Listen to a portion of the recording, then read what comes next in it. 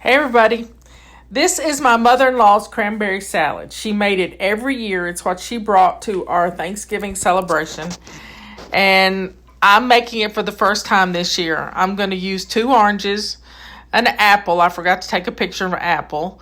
And I'm going to show you the hardest part is de-seeding these oranges. And I learned this from Mr. Food many years ago. He had a little vignette that was on the local news at noon, and he taught us how to take, well, it was grapefruits, which is a little larger to mess with, but I'm going to try it with the oranges, and it did work pretty well. And I squeezed as much juice out of the orange as I could, because instead of putting lemon juice in it, sorry about that cough, instead of putting lemon juice in it to keep my apples from turning brown, orange juice is a citric acid too. And I thought, well, I'll just mix those 2 things together and I won't have to use lemon juice, because cranberries are pretty tart on their own. So I went through all the trouble of cutting the seeds out of these oranges and putting them in a bowl. This is going to take the longest part of anything. I guess you could buy some seedless oranges, but my husband couldn't find any unless it was a huge bag. So he brought home three oranges and some big Granny Smith apples. And then I ended up chopping the oranges up with a little pastry cutter and getting all the seeds out, because nothing like surprising yourself with the seed, and squeezing all the juice out. And then I put it in the refrigerator overnight, because I didn't make it all at one time. I just did a little bit at a time so I wouldn't overstress myself. I have to make a broccoli salad now, and that's about all I have left to make for my Thanksgiving dinner. This is, I'm just running my mouth, I guess, but it's a recipe that my granddaughter loves. My daughter-in-law has the recipe, and she makes it every year for their Thanksgiving celebration. And this is just real easy to do. It's, like I said, the oranges are the hardest part, because the cranberries can go in your food processor or in a grinder, but the food processor makes it quick and easy.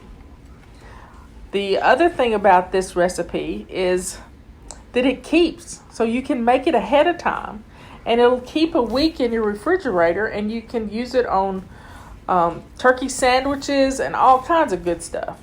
So this is a wonderful recipe to just keep,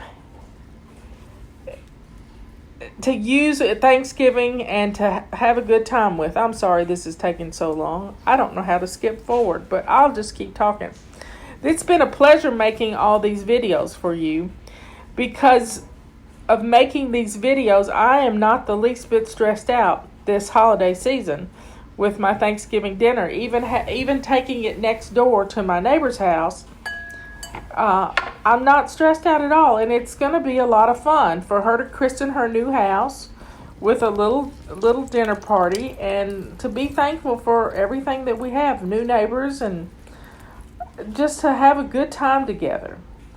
So, folks, let's get our stuff made, and we'll see how it goes. Now, here's the next part of our little. I'm gonna cut up the apples. And I'm cutting up the oranges, crushing the oranges right now. But then I'm going to cut up an apple. And it didn't show too good because I had the apple too far away from me. But I just peeled the apple, cored it, and then diced it into little 3/8" cubes is what it boiled down to. And I threw it in the orange juice. And it kept it from turning brown. And the next day I ground all the cranberries up, 2 bags of them, and put it in my other egg Tupperware thing without the egg pieces in it. It was just the right size, and I'm going to have it done. It's going to be cooling in the refrigerator, and it will be exactly what we need. Now, my neighbor likes to put cranberry salad on her pumpkin pie. So this is going to be fun. It's going to be a lot of fun to see how she likes it. So the apples and the oranges are the hardest part to this whole recipe. If you've got a way to do it differently, then go for it. I mean, I guess you could grate your apple or buy a can of mandarin oranges and chop them up in the food processor. There's other ways you could do things instead of taking it slow and easy. But hey, I did it a little at a time, and I didn't kill myself with it, which makes it fun. And this was a really big apple, so I only used one apple because I want the cranberry. So there's my juice of 2 oranges with the apples going in. And that's going to keep them from turning brown. Here we go. What's next? As I'm recording this, I can't see what I'm cutting up because the recording thing is over the top of it. So folks, you have helped me to get everything done. All my dishes are ready to go. And I'm going to box them up into a Rubbermaid container and take them over to Laura's. And there, all the apples are in the orange juice. Now we're going to do the cranberries. Now you don't want to turn your food processor on and just let them go to mush. You're going to pulse it just a little at a time. It doesn't take much. And they're the right consistency. Red cranberries in my red KitchenAid food processor. Here's the recipe. The recipe is also on our website in the control journal section of our website. I'll have a link here. And it's a simple recipe. I did have to make some adjustments because I could not find any cranberry Jell-O. I looked everywhere. Even looked online, and it was $29 for 12 boxes, and I didn't need 12 boxes. So I opted to do something different. I used a box of cherry, raspberry, and orange, and then I added a box of gelatin, and then I heated up a quart of cranberry juice for my 2 to 3 cups of water, and I added the half a cup of sugar to that, stirred it all up with a dirty spatula. You can see little pieces of apple and stuff in it. And then I added 3/4 cup of ice cubes to it and a little more cranberry juice until it got thick. And as it thickened, I had already poured it over. It's already, the ice is melting quickly because that was boiling water. And with the mixture of the nuts and the apples and the cranberries in my container, I'm going to pour the gelatin over it. It's starting to get thick on me. And it's good. I put the nuts in the wrong place. So here comes the nuts.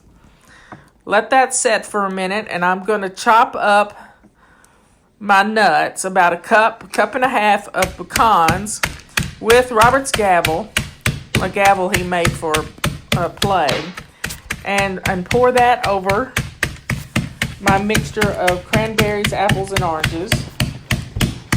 This is going to be high in vitamin C. And then I'll pour the gelatin over it, mix it all up. It didn't look like it had enough liquid, so I added a little more cranberry juice to it and stirred it in. And there you have it. Get it all mixed up and cover it up and put it in the refrigerator until Thursday. And it's good to go. Look how pretty that is. And it's done. Now, a lot of people like to follow the directions on the bag of the cranberries and do a cranberry sauce. But this is just, the kids love Jell-O, and this holds together nicely. And it's easy to make. Hardest part is cutting up the apples and oranges. So there you have it. Put the lid on it. Put it in the refrigerator. And eat it on Thanksgiving. Get it good and cold, and then it'll cut right out. You can cut it into squares. It'll feed 20 people. Yum, yum.